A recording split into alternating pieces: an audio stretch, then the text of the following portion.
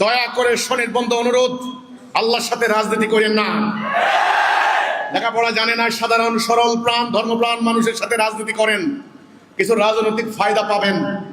দোহাই লাগে আপনাদের, আল্লাহর সাথে রাজনীতি করেন না। আল্লাহ এমন জায়গায় ধরা দিয়ে দিবে কল্পনাও করতে পারবেন না। জনগণের সামনে পরিষ্কার করুন, ইসলাম 2 নম্বরই রাস্তা পছন্দ করে না। আল্লাহ হক, সত্য, নবী হক, কোরআন হক। আল্লাহ রাসূল কখনো প্রতারণা, ছলনা 2 নম্বরই রাস্তা যান নাই। আপনি কি চান? জনগণের সামনে পরিষ্কার করে আমরা এটা চাই। জনগণ না চাইবে আপনি আল্লাহর কাছে সাফ থাকবেন। আমি ছোট্ট উদাহরণ দেব। স্টুডেন্টরা আন্দোলন করেছে, বৈষম্য বিরোধী আন্দোলন, কোটা বিরোধী আন্দোলন। ওকে, গত সরকার অহংকারে অন্ধ হয়ে স্টুডেন্টদের দাবি দাওয়ার পাত্তা দেয় নাই, তারা দমন নিপীড়ন চালিয়েছে। আচ্ছা, দমন নিপীড়ন চালাতে স্টুডেন্টরা মারা গিয়েছে, গার্ডিয়ানরা রাস্তায় নেমে এসেছে, মিডিয়া স্টুডেন্টদের পক্ষে গিয়েছে, আইন শৃঙ্খলা বাহিনী, সেনাবাহিনী জনগণের উপর গুলি চালাতে অস্বীকার করেছে।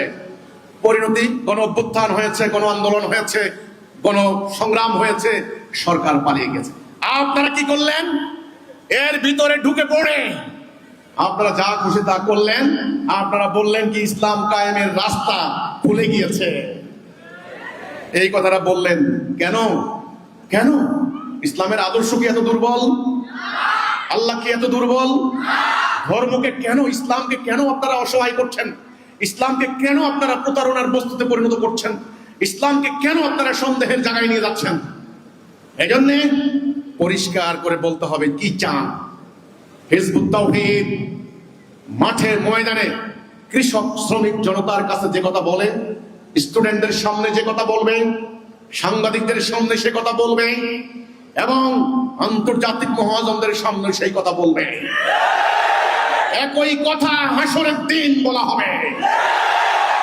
মুমিনদের কথা হবে দুনিয়া আখিরাতে একই রকম কথা। আমাদের কথা কোনো 2 রকম না।